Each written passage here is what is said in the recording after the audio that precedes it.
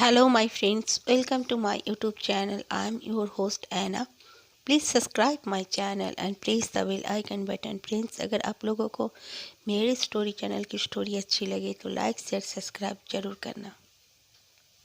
आज की जो स्टोरी सेंडर है पहली, उनका नाम है शिवानी। मैं अपनी मासी की एक स्टोरी आप लोगों के साथ शेयर करना चाहती हूँ। मेरी मासी की शादी ऐसे में लेट से ही हुई थी। ऐसे कोई कारण तो नहीं था क्योंकि मेरी मासी दिखने में बहुत ही खूबसूरत थी। सब कोई कहते थे कि मेरी मासी के साथ कुछ है। हमेशा उनके साथ कुछ ना कुछ इंसिडेंट होते रहता था और ज़्यादातर उनकी तबीयत ख़राब हो जाती थी। उनको बहुत डॉक्टर्स वगैरह दिखाया जाता, लेकिन वो अपने आप फिर ठीक हो जाती। ऐसा क्यों होता था किसी को नहीं पता चल पाता था। हमारे घर में पहले तो ये जैसे भूत ऊत के बारे में बिल्कुल नहीं सोचते थे। जी ऐसा भी कुछ होता है। मासी की शादी लेट से ही हुई, 25 साल की उम्र में। फिर उनके साथ शादी के बाद कुछ रोज़ कुछ प्रॉब्लम तो हुई नहीं, लेकिन उसके बाद उनके साथ काफ़ी प्रॉब्लम्स होने लगे। जैसे रात को उनको नींद ना आना, जैसे कोई उसके पास ही बैठा हुआ हो, उनके बॉडी में कोई हाथ दे रहा हो, उनके बाल में कोई उंगली फेर रहा हो, इस तरह फील हुआ करता था और वो उठ जाती। कभी कभार तो उनको लगता कि उनके सामने में कोई ब्लैक शैडो खड़ा है जो कि काफ़ी लंबा चौड़ा है। वो चीख के उठती और उनके हस्बैंड उन्हें सांत्वना दिया तो करते थे, लेकिन फिर भी मासी का शरीर दिन पर दिन ढलते जाता था और उनका तबीयत ठीक होने का नाम ही नहीं लेता था।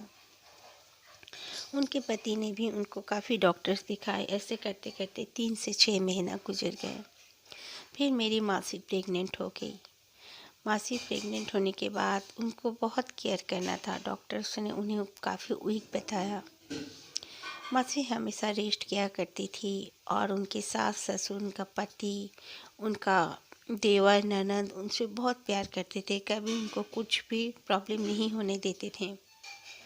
मासी को जब मम्मी अपने घर में लाने के लिए बोली तो उन लोगों ने मना कर दिया, कहा नहीं यहीं पे रहने दो। फिर मासी का बच्चा मतलब डिलीवरी होने का भी दिन आ गया और वो हॉस्पिटल गई मासी के हस्बैंड के साथ ही। वहाँ पर उनको शाम के समय में उनको बच्चा हुआ, एक लड़का, बहुत ही खूबसूरत सा। बच्चा होने के बाद रो भी नहीं रहा था। आधा घंटा बाद वो रोया।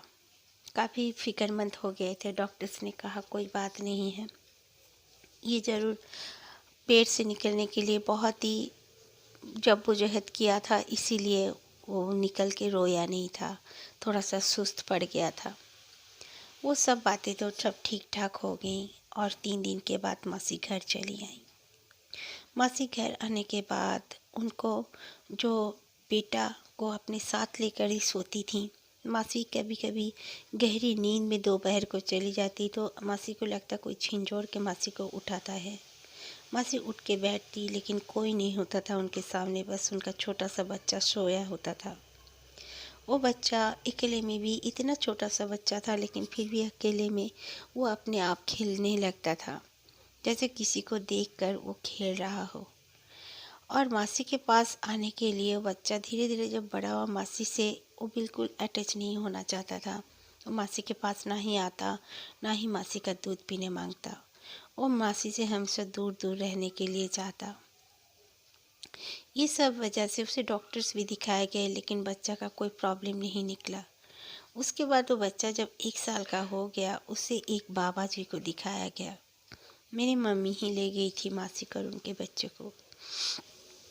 वो बाबा जी ने कहा कि मासी के साथ शादी से पहले से एक ऐसी कोई चीज़ है, एक आत्मा है जो कि मासी का कोई नुकसान तो इतना करती नहीं है, लेकिन फिर भी मासी से कोई अटैच हो, मासी के करीब कोई ज़्यादा रहे, वो बर्दाश्त नहीं कर पाता। इसीलिए मासी को इतना तकलीफ़ होती है। फिर बाबा जी ने कहा वक्त लगेगा, लेकिन मैं उसे इसके शरीर से हटा ज़रूर दूंगा। उसके बाद से मासी के साथ ऐसा होने लगा जैसे मासी के चेस्ट के ऊपर में कोई बैठ के उनका गला दबाता। कभी कभार लगता कि मासी को किसी ने बेड से गिरा दिया नीचे।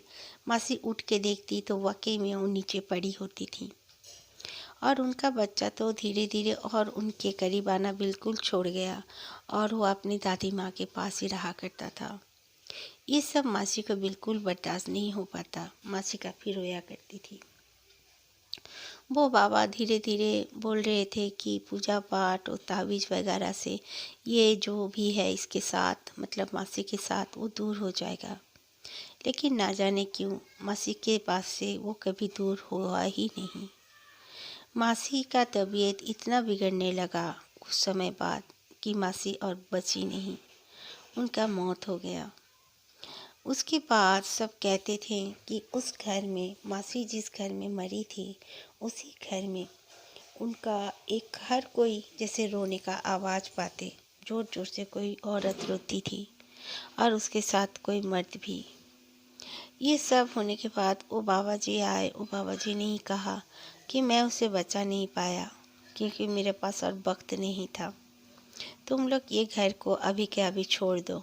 इस घर में तुम्हारी बहन और जो चीज़ उसके साथ थी वो दोनों ही यहीं पे रहते हैं। वो लोग तुम्हें भी सुकून से नहीं रहने देंगे, इसलिए ये घर तुम लोग छोड़ना ही मुनासिब रहेगा। और मासी के पति ने अपने बच्चे के साथ और मम्मी पापा को लेकर वो घर छोड़ दिया। उसके बाद उनके साथ कोई इंसिडेंट तो नहीं हुआ, लेकिन फिर भी वो बच्चा बहुत तकलीफ़ में आ गया था। उसकी भी तबीयत इतनी बिगड़ गई थी कि डॉक्टरों ने जवाब दे दिए थे। वो ही बाबा जी उनको अपने घर में रखकर, मासी का बेटा को अपने घर में रखकर वो पढ़ाई किया करते थे, पूजा पाठ किया करते थे। फिर उसे एक ताबीज़ दे दिया और कहा कि इस बच्चे को कम से कम ये 3 साल ना होने तक इसे अकेला मत छोड़ना कभी भी। और फिर मम्मी ये सब जानने के बाद मासी के बेटे को अपने घर पे ले आ गई। आज वो बच्चा 15 साल का हो चुका है, बिल्कुल ठीक और स्वस्थ है। वो हमारे साथ ही रहता है क्योंकि मौसा जी ने दूसरी शादी भी कर ली थी और उनको 2 बेटियां भी है। इसीलिए मेरी मम्मी ने मेरी मासी के बेटे को अपने बेटे जैसे पाल लिया और कभी उसे उसके घर में भेजा ही नहीं।